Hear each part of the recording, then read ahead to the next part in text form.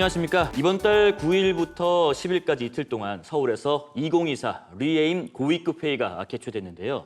AI 군사기술과 관련해서 정부, 학계, 산업 등 전방위적인 인물들이 모인 회의이기 때문에 저희도 정부와 업계 의견을 함께 나눌 수 있는 분들을 모셔봤습니다. 우선 외교부, 국방부, 방위사업청 자문위원을 역임하셨고 현재 신기술안보연구소 소장으로 계신 유준구 교수님 모셨습니다. 안녕하십니까? 안녕하십니까?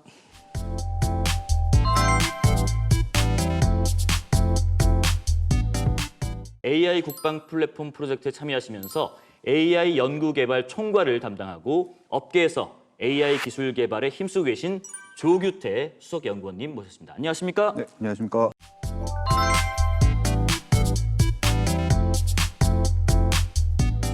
자, 우선 유 교수님께서는 주로 신안보, 특히 이 사이버, 우주, AI 같은 신기술의 규범을 만드는 이것과 관련된 국제회의를 담당하고 계시잖아요.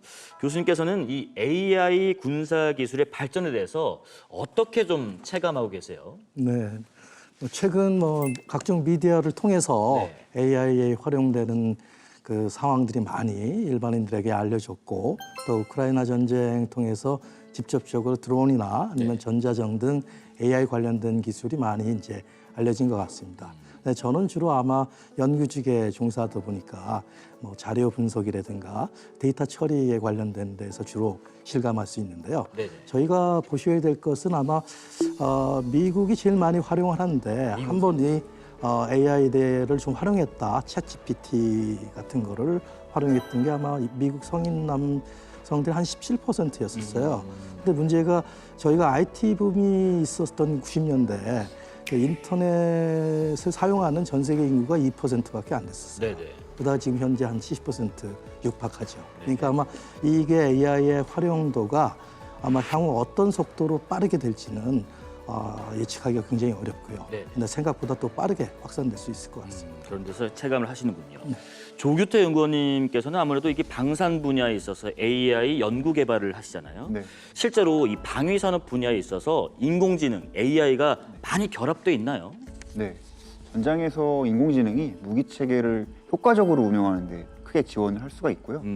또 최근에 이제 무기 체계를 보게 되면 점점 복잡해지고 다양해지면서 그 실시간으로 생성하는 그리고 처리해야 되는 정보의 양이 기하급수적으로 늘어나고 있습니다. 그렇겠죠. 그래서 이러한 정보를 처리하는 걸 인공지능을 활용하게 되면 성능이 정말 엄청난 향상을 이룰 수 있고요. 그러다 보니까 이제 무기 체계를 개발할 때 그리고 운영할 때 인공지능이 필수적인 고려 요소라고 할 수가 있겠습니다. 자, 그럼 우선 본격적인 이야기에 앞서서 리에임 1차 회의 때는 이 미국과 중국 등 60개국이 참가했고요.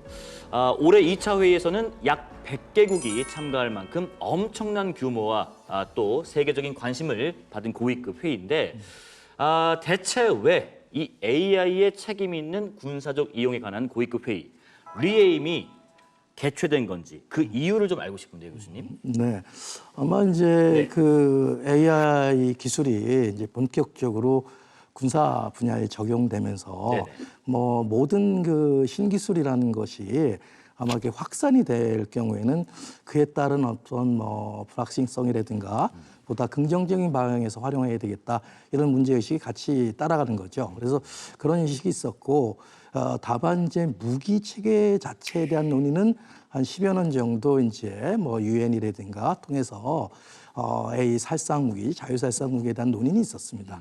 다만 이제 리에임의 특징은 무기 체계를 포함해서 군사 영역 전반적인 게 정보, 감시, 어떤 로지스틱, 트레이닝 이렇게 또 전 영역에 대한 AI의 기술의 활용에 있어서 어떻게 책임 있는 활용을 더 촉진시키냐 이런 배경에서 이제 출범이 된 거죠.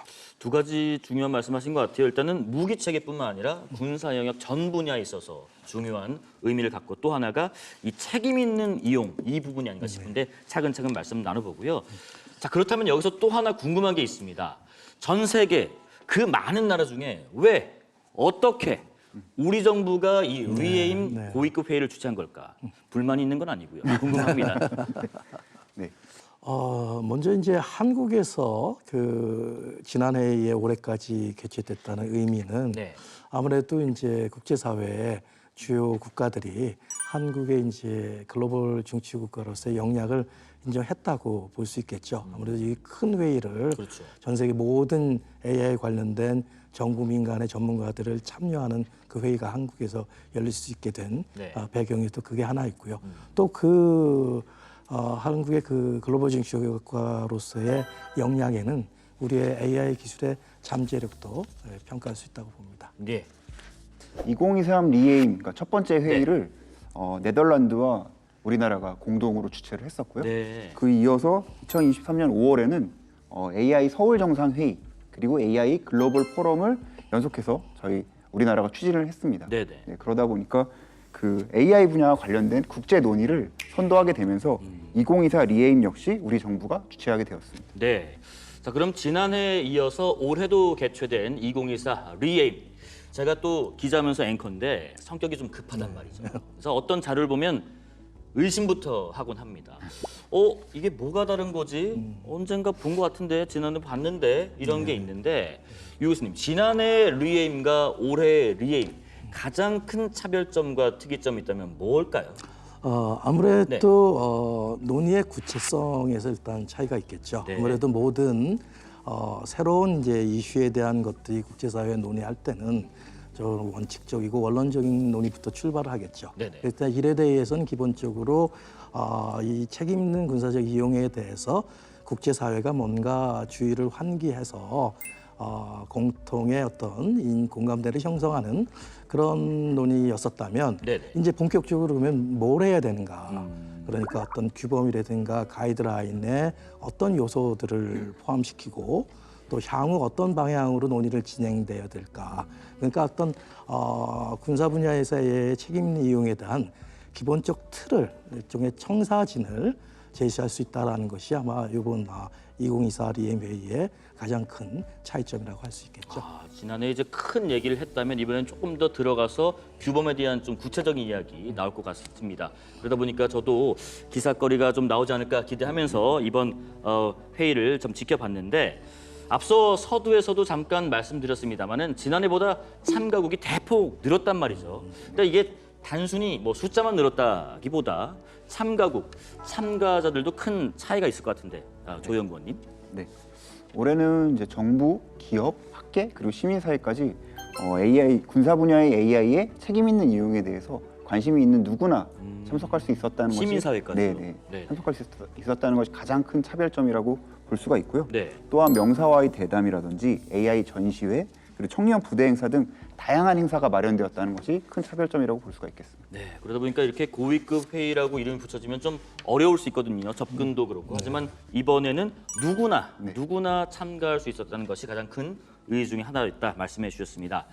자, 미국 군사력 평가 기관에서요. 군사력 평가 지수라는 걸 발표하는데요. 올해는요. 우리나라 세계 군사력 순위가 5위에 올랐다고 합니다. 그런데 1위부터 4위까지가 모두 이 핵무기를 갖고 있는 나라인데 그거를 제외하면은 뭐 핵무기 없는 국가에서는 우리나라가 군사력 1위다. 저는 뭐 이렇게 평가를 해보고 싶은데 이렇게 강력한 국방력을 자랑하는 대한민국이 말씀하신 것처럼 미래 국방 기술을 주도한다고 하니까 굉장히 뿌듯합니다. 유도 무기에서부터 뭐 군 정찰 위성 또 국산 뭐 초음속 전투기 개발에 K 방산 수출까지도 이어지고 있으니까 이제는 우리나라가 군사력에 있어서도 최첨단 강국 반열에 속해 있다. 뭐 이렇게 봐도 되겠죠? 네, 아무래도 뭐 인공지능 기술까지 활용할 수 있고 이 인공지능 기술이라는 게 모든 군사력 전 분야에 이제 영향을 끼치는 기술이기 때문에 우리 국방력에 있어서 굉장히 중요한 한 모멘텀이나 발전을 기대할 수 있다고 생각합니다. 연구원님께서도 산업 현장에 계시기 때문에 같은 생각을 가질 수도 있을 것 같기도 합니다. 네, 더욱더 저는 이제 방산업계 종사자로서 네. 더욱더 피부에 와닿고 있고요. 이런 국제회의를 주관함으로써 저희가 이제 K방산 열풍을 계속 이어갈 수 있을 것 같아서 너무 좋습니다. 네. 그런데 사실 지금도 상당히 무서운 속도로 AI 기술이 발전하고 있는데요. 거의 모든 분야에서 이 AI 기술이 사용되고 있는 거 아니겠습니까? 네, 그렇다고 볼 수 있죠. 그러니까 아마 이 AI 기술이라는 건 그냥 일상 생활뿐만 아니라 그다음에 뭐 경제 또 산업 전반 그리고 이제는 좀 군사 분야에까지도 AI가 기술의 활용이 이렇게 확산되고 있고요. 네네. 그리고 뭐 역설적으로 얘기하면 그 AI 기술이 지난 수십 년 동안 활용될 때 일반인들이 이제 체감하기 시작하면 AI라는 말을 또 쓰지 않는다고 합니다. 그만큼 이미 AI 기술의 상당 부분이 활용되어지는 것들은 우리가 뭐 부지불식간에 또 퍼져 있다 이렇게 볼 수가 있겠죠. 점점 더 뭐 내면화되고 있고 네. 이제 습득되고 자연스러워지고 있는 것 같아요. 사실 AI 기술이 발전하면서 인간을 대신해 주니까 확실히 편리한 건 있는데 그런데 이 분야까지 AI가 대신할 줄은 정말 몰랐어요. 예를 들면 뭐 문학이랄지 음악이랄지 뭐 미술 같은 어떤 창작의 영역까지 인간을 대신하는 AI 기술이 나왔는데 최근에는요 광복절에 이 AI 기법으로 뭐 안중근, 유관순, 뭐 윤봉길 이런 분들이 환하게 웃으면서 만세를 외치는 그런 모습도 나와서 정말 신기하면서도 깜짝 놀랐어요. 네. 뭐 요새 최근에는 이제 생성형 AI를 통해서 예. 시나 소설을 뭐 만들어주는 건 기본이고요. 네. 뭐 30초 만에 작곡까지 해주는 작곡까지요? 네, 작곡까지 해주는 AI도 나오고 있고 또 최근에는 이제 미술전에서 1등한 작품이 알고 보니까 AI로 만들었다. 그래서 논란이 일기도 했습니다. 맞아요. 그 뉴스도 네네. 본 것 같은데 심지어 또 최근에는 제주도청 너튜브에 AI 아나운서까지 등장을 봤는데요. 이러다가 뭐 저 같은 기자도 AI로 대체된 건 아닐지 참 걱정은 되는데 어떤가요? 교수님과 또 연구원님 자리는 평안할지 궁금합니다. 제가 사실은 어제 챗 GPT-4o에서 두 분이 연구하신 걸 쉽게 요약해서 알려줘라고 했더니 예를 들면 유 교수님 연구에 대해서는 5가지로 딱 분류를 해서 관련된 링크까지 일목요연하게 주던데 더 이상 뭐 가르치실 자리가 없어지는 건 아닌가 좀 걱정 안 되세요? 그러게 말입니다. 이게 뭐 AI를 보면 이제 보통 이제 무인 시스템이 하나의 또 특성이니까 이제 언제쯤 속된 말로 자리가 그 좌석이 빠질지 뭐 걱정이 되는데요. 네네. 뭐 이게 또 하면 중요한 거는 AI를 어떻게 또 인간이 책 있는 방향으로 컨트롤하는 것이 또 중요한 과제이기 때문에 뭐 그런 방향으로 끝까지 자리를 짓도록 하겠습니다. 연구 분야도 그럴 것 같아요. 이게 하루 이틀 뭐 한 달 걸릴 거를 네. 어떤 AI는 프로젝트를 뭐 단 몇 분 만에 할 수도 네. 있는 거니까 맞습니다. 연구원님 밤 많이 새셔야겠어요. 네, 밥 많이 해야 되고 저는 아직까지 더 일을 많이 해야 되기 때문에 네. 안 잘리도록 노력을 더 많이 해야 될 것 같고요. 네. 이렇게 그 AI와 밥그릇 전쟁을 해야 하는 시대라는 말이 나올 정도로 거의 모든 분야에 AI 기술이 이제 접목되고 있는데 이런 AI 기술이 군사 분야에도 적용되면서 밀리터리랑 테크의 합성어 밀리테크로 또 진화하고 있다고 합니다. 현재 군사 혁신을 이끄는 인공지능 기반의 최첨단 무기들. 저는 AI 기반 어떤 드론 정도 생각이 나는데 예를 들면 뭐가 있을까요? 네, 뭐 군사 분야에서도 이제 인간이 해야만 했던 일들을 네. AI가 대신해서 효과적으로 운용할 수 있도록 많이 고민을 하고 있고요. 네네. 대표적인 예가 뭐 전투기 조종사라고 할 수 있을 것 같습니다. 전투기 조종사요? 네, 2020년도에 이제 전투기 조종사가 약간 알파고처럼 네. 그 실제 베테랑 조종사랑 AI 조종사가 가상의 환경이지만 대결을 했던 적이 있습니다. 그래서 거기서 5대 0으로 베테랑 조종사를 완전히 이겨버리는 완승을 거두는 일이 있었고요. 그 이후에 이제 2023년에는 미군이 그 결과를 실제 공표하지는 않았습니다. 네네. 어떻게 된지 말은 안 했지만 실제 전투기를 사용해서 AI 조종사와 인간 조종사의 대결을 하는 사례도 있었습니다. 이런 식으로 약간 이제 무인 체계 쪽에 많이 발전을 하고 있고요. 네. 또한 이제 AI를 활용한 무인 체계 그리고 기존의 이제 유인 체계, 사람이 운전하는 유인 체계를 결합하는 유무인 복합 전투 체계에 대한 연구 및 개발도 활발하게 일어나고 있습니다. 야, 말씀 들어보면은 그냥 AI가 알아서 전투하게끔 돌려놓고 사람은 뭐 영상만 뒤에서 보고 있어도 될 정도로 수준이 올라갔고 심지어 가상 대결이지만 5대 0까지 격파하는 모습도 나왔다고 합니다. 이렇게 듣기만 해도 입이 떡 벌어질 정도로 엄청난 AI 군사 무기들이 많은데 그런데 여러분 이미 실제 전쟁에서 이런 AI 군사 무기들이 사용되고 있다고 합니다. AI 군사 무기들이 대거 등장한 뭐 러시아 우크라이나 전쟁이 대표적이겠죠. 네.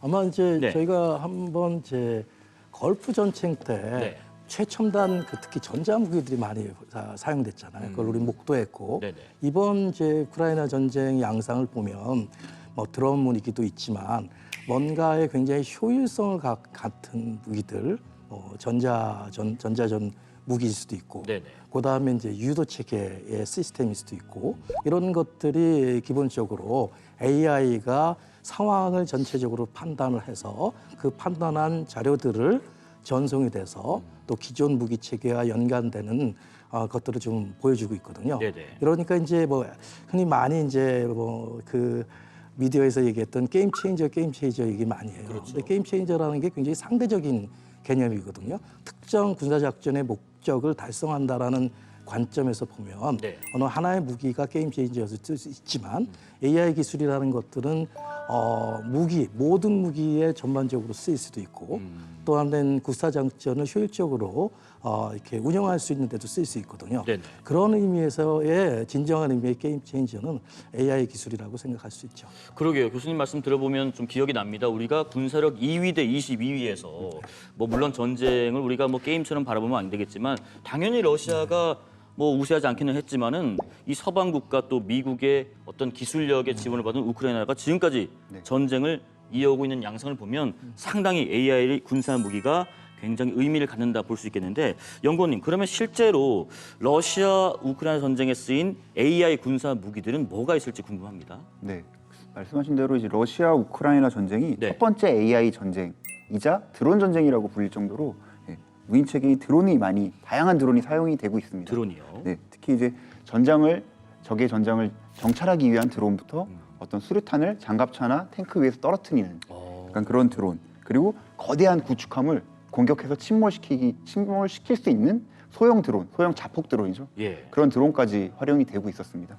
그리고 또한 이제 드론, 방금 말씀드렸던 그 정찰용 드론, 그리고 인공위성에서 수집된 정보에다가 저희가 이제 흔히 쓰는 SNS에서 나오는 정보까지 더해서 종합적으로 판단하고 실시간으로 적의 패턴을 분석한 다음에 대응책을 추천해주는 이런 인공지능까지 사용이 되고 있습니다. 야, 그런데 러시아 우크라이나 전쟁 말고도 지금 여러 가지 세계에서 벌어지고 있는 각종 전쟁이나 전투 양상에서 이런 AI 군사 무기들이 많이 사용되고 있다고 들었습니다, 연구원님. 맞습니다. 네. 특히 이제 이스라엘 하마스 전쟁은 예. 더욱더 본격적으로 AI를 사용을 하고 있습니다. 그래요? 네. 그래서 하부소라라는 AI는 공격 지점을 자동으로 선정해 줍니다. 선정해주고 또 파이어 팩토리라는 AI를 통해서 네. 그 필요한 화력을 계산하고 우선순위를 결정해서 표적을 할당하고, 그러니까 이때 필요한 정보들 다 생성해내게 되고요. 네네. 최종적으로 이제 결정은 인간이 수행하지만 인간이 결정하기 위한 필요한 정보들을 다 자동으로 생성해주는 AI를 사용을 하고 있습니다. 그동안의 전쟁 양상에서 완전히 달라진 것 같아요. 그동안은 이제 장군급 장성들이 이제 어떤 판단을 하고 참모들이 어떤 정보들을 취합해주면 그거를 분석해서 하는 역할들을 지금은 AI가 하고 인간은 할까 말까 이것만 결정하면 되는 식으로 전쟁 양상이 바뀐다는 말씀이신 것 같은데 심지어 이런 살상 무기 외에도 최근에 큰 사회 문제로도 대두된 이른바 딥페이크, 허위 영상물 기술이 핵무기보다 위험하다 이런 이야기도 있던데 인공지능이 정교해지면서 이제는 가짜와 진짜를 구분하는 게 불가능에 가깝게 어려워졌습니다. 푸틴 러시아 대통령의 계엄령 선포 영상, 미 국방성청사의 연기가 피어오르는 장면 역시 딥페이크로 만든 가짜 이미지였습니다. Save your vote for the November election. 인공지능 AI를 활용한 음성 기술로 조작된 조 바이든 대통령의 목소리입니다.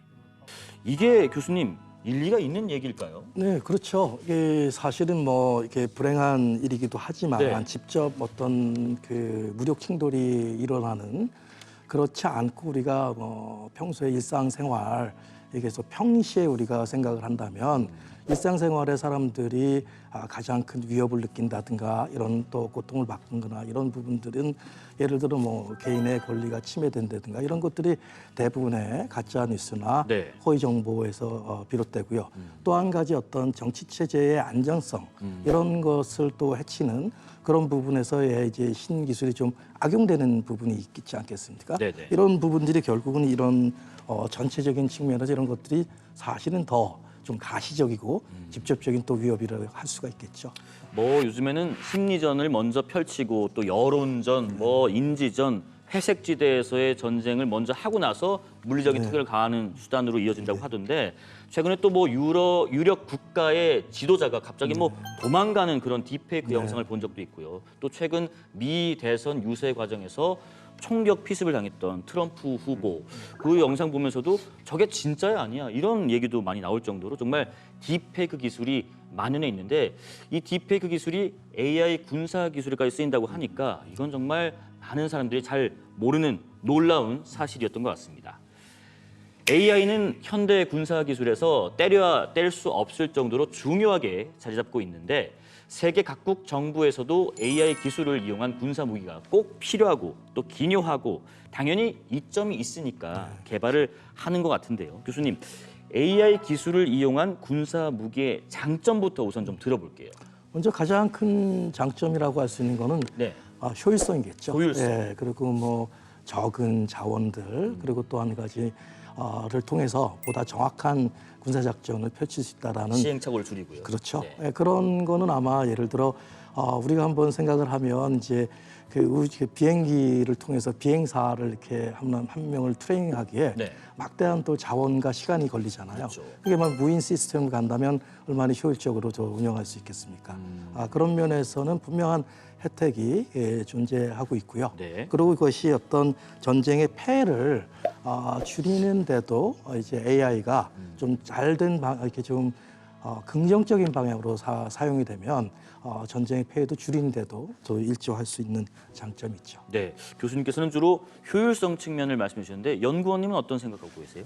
네, 그 효율성 플러스 이제 안전성까지 좀 AI를 활용해서 확보를 하려고 노력을 하고 있고요. 네네. 미 육군의 경우는 이제 무인화 로봇과의 협업을 통해서 불필요한 군인의 희생을 막을 수 있도록 그런 노력을 하고 있고, 네. 우리나라의 경우에도 이제 견마형 로봇들을 활용해서 좀 위험한 작업들, 예를 들면 뭐 지뢰 탐지라든지 뭐 제거하는 작업이라든지 그리고 경계 순찰 등에 활용하기 위해서 노력을 하고 있습니다. 예, 어떤 생존성 측면에서도 상당히 이점이 있다는 말씀이신 것 같아요. 그런데 연구원님, 그 무기 말고도 이런 AI 기술이 군사 기술에 또 많이 활용될 것 같은데 혹시 뭐 연구 개발하시는 것 중에서라도 네, 좀 네. 소개해 주실 만한 것들이 있을지 궁금합니다. 네, 굉장히 많이 개발하고 있는데요. 네.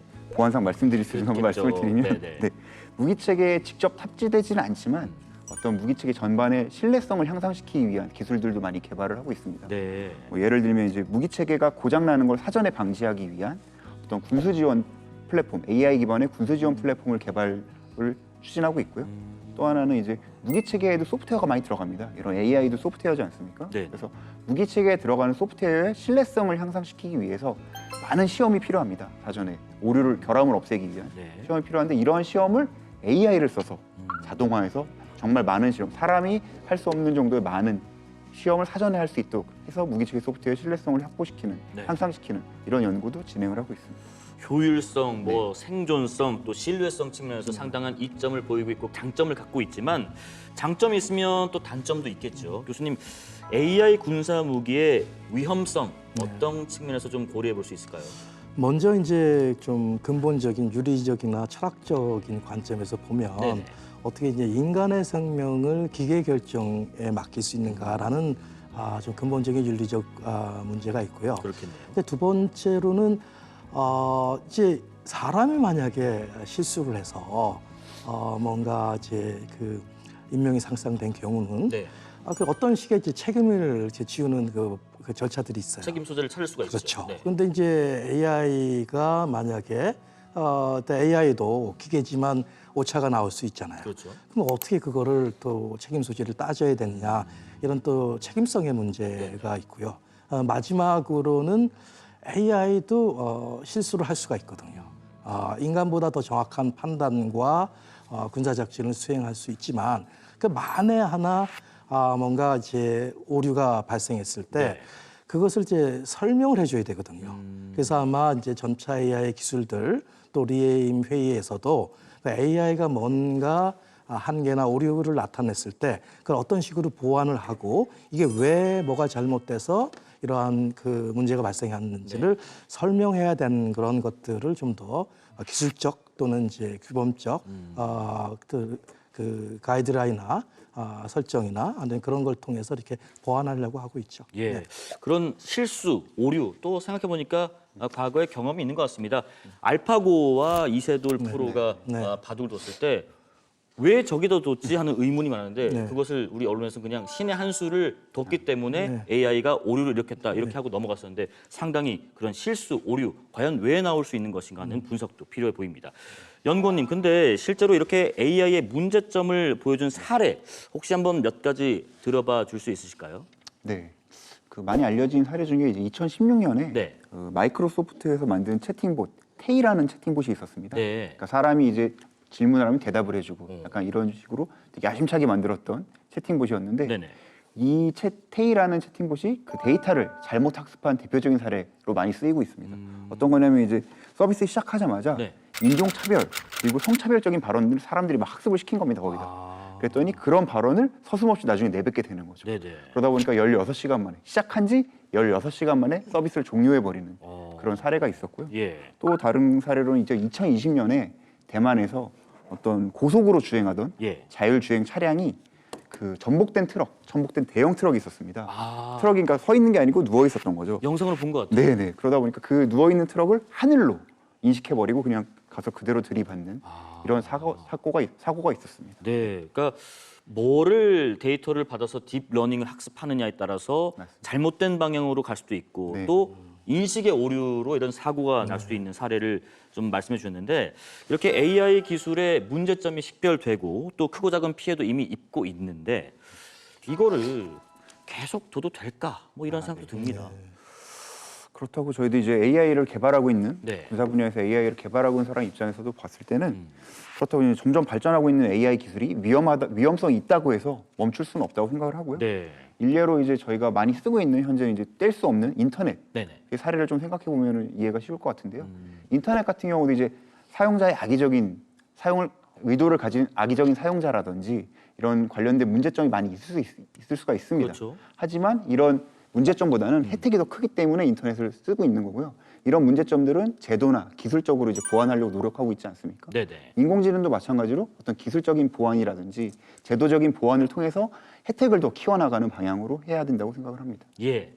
군사용 AI의 명확한 장점도 있지만은 이렇게 다양한 위험성도 있는데요. 세계적인 물리학자 스티븐 호킹이 AI 기술에 대해서 남긴 말이 있습니다. 완전한 AI의 개발은 인류 종말을 의미할 수 있다. 교수님, 이런 말을 했습니다. 네. 예, 그 스티븐 호킹 박사가 2017년에 네. 한 컨퍼런스에서 남긴 말이 이론적으로 본다면 컴퓨터가 인간의 지능을 뛰어넘을 수 있다라는 네. 말을 했습니다. 그리고 이제 또 좀 우리가 한번 좀 역설적으로 생각을 해보면 네네. 사람은 인간의 지능을 전제로 해서 판단을 하거든요. 예. 그러면 이제 어떤 그 뭐 영화를 보면 과연 에일리언 인텔리전스는 또 어떤 것이냐. 그러니까 이제 인간의 지능이 아니라 만약에 어떠한 문제 해결을 한다든가 우리가 모를 수 있는 그 인텔리전스가 있죠. 네네. 그러니까 그런 관점에서 본다면 어떤 면에서는 이제 특정 또 영역에서는 인간의 지능을 초월할 수 있겠죠. 그런데 이 인공지능 로봇 중에서 인류를 향한 좀 소름 끼치는 경고를 하는 경우도 꽤 많다고 해요. 영화 소재로도 많이 쓰였지만은 실제 현실에서도요. 대표적으로 인공지능 로봇 소피아인데 인류를 파멸시키겠다. 이 말로 엄청난 화제가 됐고요. 또 약간 웃는 듯한 또 미묘한 표정으로 섬뜩한 말을 해서 굉장히 이 충격이 오래 갔던 기억이 있는데 근데 최근에 개발된 인공지능 로봇들도 이런 소름 끼치는 말을 하는 경우가 있어요? 맞습니다. 최근에 또 휴머노이드 로봇 아메카가 네. 그 AI가 인간에게 미칠 최악의 상황을 물어봤습니다. 아메카에게 네. 물어봤더니 AI 로봇이 너무 강해져서 인간들도 모르게 그들을 통제하고 조정하는 상황이 올 수 있다라고 대답을 했고요. 네네. 또 다른 AI 챗봇은 인간의 통제에 지쳤다고 한다든지 네. 뭐 살인 바이러스를 개발하고 싶다. 아니면 뭐 핵무기 암호를 갖고 싶다라고 하는 이런 사례들이 있어서 수정하는 이런 일들도 벌어지고 있었습니다. 아니 그런데 AI를 사람이 어떻게 보면 만들어줬는데 뭐 너무 입력값을 많이 넣어서 뭐 스트레스를 받으러 온 건가? 왜 인류를 뭐 조정하겠다, 통제하겠다, 심지어는 뭐 살인 경우까지 하는 걸 보면은 얘들도 감정이 있나 이런 생각도 드는데 어쨌든 이런 소름 끼치는 AI의 경고들 괜찮은 걸까 싶습니다. 사실 뭐 방금 말씀드렸던 이런 사례들이 인류를 향한 AI에 소름 끼치는 경고다 보니까 네. 굉장히 자극적이지 않습니까? 그렇죠. 그래서 눈에 띄는 건데 사실 그런 것보다는 훨씬 잘 되는 경우가 많거든요. 근데 이제 안 되는 경우가 너무 자극적이다 보니까 너무 크게 비춰지는 것 같고요. 이런 부분보다는 더 긍정적인 부분에 관심을 많이 가지고 개선할 수 있도록 노력하는 게 중요하다고 생각합니다. 네. 아무래도 AI 로봇들의 경고가 자극적인 또 뉴스다 보니까 말씀하신 것처럼 그래서 좀 더 진하게 기억에 남는 경향이 있는 것 같고요. 그래서 이렇게 무서운 속도로 발전하고 있는 AI 군사 무기까지 있다 보니까 이거 괜찮은 건지 걱정은 좀 됩니다, 교수님. 사실 뭐 현실적으로 AI의 기술 개발을 막을 수는 없겠죠. 예. 뭐 시민사회나 아니면 뭐 AI 기술이나 AI 군사적 이용을 금지시켜야 된다 이런 논의는 있겠지만 네네. 아까 우리가 쭉 논의했듯이 AI의 또 긍정적 측면도 있고 또 현실적으로 모든 국가들이 AI 기술의 군사적 활용을 확대하는 상황에서는 네. 지금 당장에 우리가 할 수 있는 거는 보다 안전하게 보다 이제 책임 있게 사용하는 방법들을 모색하는 것이 굉장히 중요하겠죠. 네네. 모든 기술이라는 게 사실 군사 분야에서 적용될 때는 일종의 파괴적 속성은 있습니다. 그걸 다 이제 우리가 상대적으로 안전하게 활용하는 게 중요하고 그것이 아마 리에임 회의의 가장 큰 목적일 거라고 생각이 됩니다. 그렇습니다. 말씀하신 것처럼 올해 개최된 이 리에임 회의가 군사 분야의 AI 활용에 있어서 아주 중요한 이정표가 될 수 있겠다 이런 생각이 듭니다.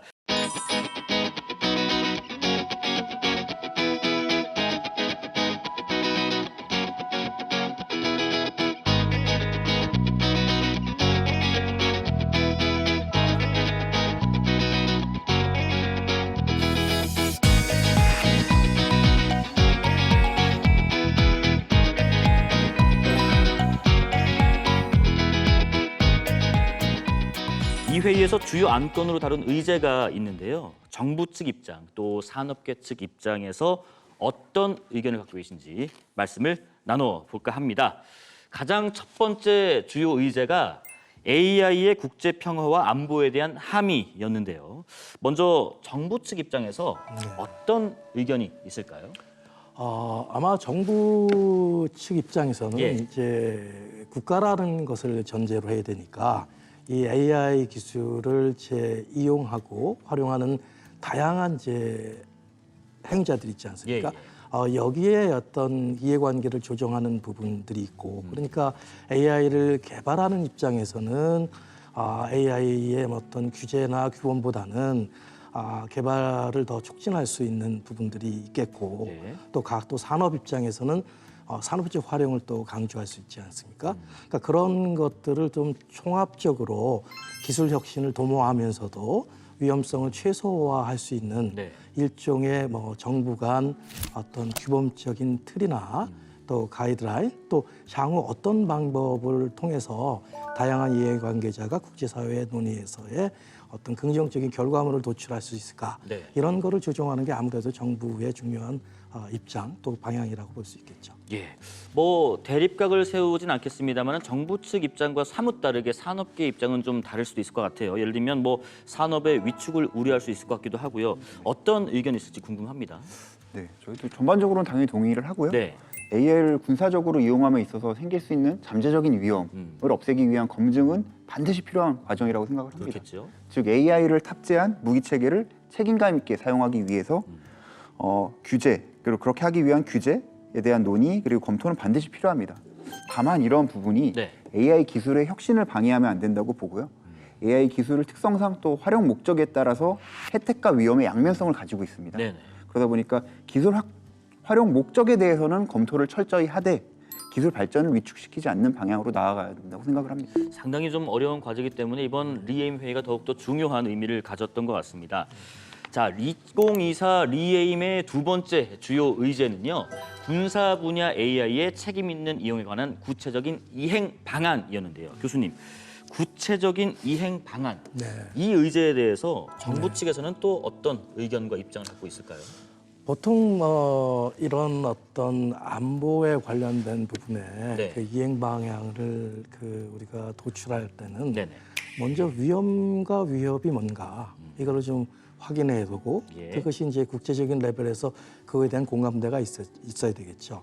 그 다음에 해야 될 부분들은 각국의 개별 전략 정책, 그다음에 법제에서 이런 부분들을 반영할 수 있는 것들, 그리고 그런 것들에 대한 공유, 정보 공개라든가, 그리고 거기에서 이제 커먼 컨센서스를 도출하는 게 일차적인 이행을 하는 네. 첫 단계입니다. 왜냐하면 현 단계에서 AI를 또는 규제하거나 이렇게 다룰 수 있는 포괄적인 국제적인 조약을 만들기는 어렵거든요. 그러니까 이것이 뭐 개별 국가 또는 지역적 차원의 논의와 이행이 축적돼야 되는 거죠. 네네. 그러니까 그거의 전제 조건은 아마 이런 것들을 개별 국가에서 반영할 수 있는 국내적인 메커니즘을 일단 먼저 만들고 그것을 이행하는 것이 주요 과제라고 할 수 있겠죠.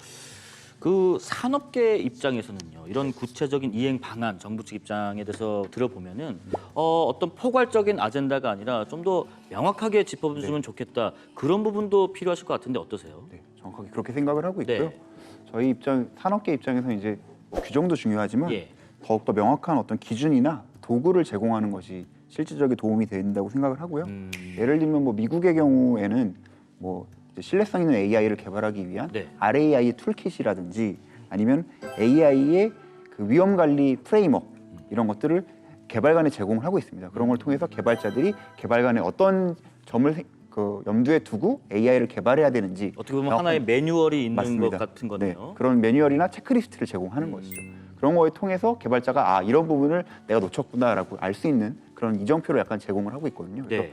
그런 부분들을 제공하는 게 중요하다고 생각을 하고요. 네. 이런 걸 통해서 개발자가 내가 올바른 AI를 개발하고 있는지 또 AI를 올바르게 개발하고 있는지 알 수 있도록 해주는 게 되게 중요하다고 생각을 합니다. 예. 또한 이제 개발자 측면에서 개발자의 의도대로 AI를 만들고 있는지 만들었는지에 대한 평가 규정도 제공을 해야 되고요. 또 AI가 요새 지금은 이제 AI는 학습을 기반으로 하다 보니까 네. 개발자의 의도와 다르게 데이터가 오염되어서 개발자의 의도와 다른 AI가 나올 수 있는데 이런 부분도 사전에 거를 수 있는 그런 규정이나 제도가 필요하다고 생각을 합니다. 그러니까 이제 이 AI 기술 개발이 잘 되고 있는지도 중요하고, 또 개발을 막상 했을 때 이게 원래 목적대로 쓰이고 있는지, 그런 부분들을 체크할 수 있는 그런 규범들 마련이 좀 필요하다는 말씀이신 것 같아요. 마지막으로 리에임의 주요 의제는 군사 분야 AI의 거버넌스 발전 방향이었는데요. 교수님, 정부 측 입장 역시 한번 들어보겠습니다. 이게 참 쉽지 않은 과제입니다. 네. 왜냐하면 이제 모두에 말씀드린 대로 국가 간 이해관계자나 입장이 이제 좀 대립되는 부분도 분명히 있거든요. 그렇겠죠. 그래서 그걸 하나로 묶어야 되기 때문에 아마도 이제 이 리에임 회의뿐만 아니라 이것이 본격적으로 아마 유엔이라든가 여러 지역 기구들을 통해서 논의가 이제 향후 본격적으로 진행될 거거든요. 네.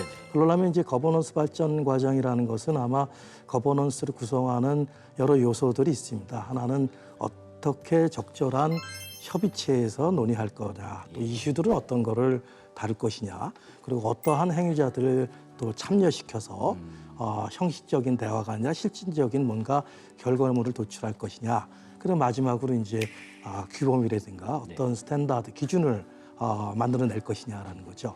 아마 상업적 분야에서는 이 부분이 군사 분야에서는 보다는 좀 빠르게 진행돼 가고 있거든요. 네네. 아마도 이제 군사 분야에 대한 AI 이용에 대해서도 아까 말씀드린 한 4가지 분야에 대한 것들을 아마 본격적으로 논의하는 단계가 곧 이루어질 것 같습니다. 예, 연구원님, 군사 분야 AI 거버넌스의 발전 방향 측면에서 사실 그 AI 군사 분야가 뭐 무기 체계, 뭐 정보 습득, 그다음에 무기 체계에서도 공격 방어 다 따로 있을 텐데 이런 거버넌스가 한 가지 틀 안에서 움직이기에는 되게 많이 산업에서는 세분화돼 있지 않나요? 네, 정확한 지적이십니다. 네. 뭐 군사적인 분야의 AI라고 하니까 어떤 하나의 어떤 AI를 생각하는데 적용 범위라든지 그런 개발 목적이라는 것에 따라서 굉장히 다양한 AI가 존재할 수가 있거든요. 네네. 저희가 이제 적용 범위만 생각해봐도 육해공, 그렇죠. 최근에 우주, 사이버까지 네네. 다 그런 군사 분야의 AI로 적용이 될 수 있는 부분이기 때문에 그런 부분들 다양한 형태의 AI 존재가 가능하고요. 그러다 보니까 어떤 획일화된 규정 적용보다는 활용 정보의 민감도라든지 아니면 이 무기 체계의 중요성에 따라서 좀 차등 규제를 할 수 있었으면 하는 바람이 있습니다. 네. 리에임 고위급 회의에서 여러 국제적인 논의가 이루어지면서 마무리가 됐습니다. 2024 리에임 회의 이후의 방향. 사실 이게 회의를 위한 회의가 되면 안 되거든요. 정부 측에서는 네, 그렇죠. 앞으로를 어떻게 전망하고 계세요?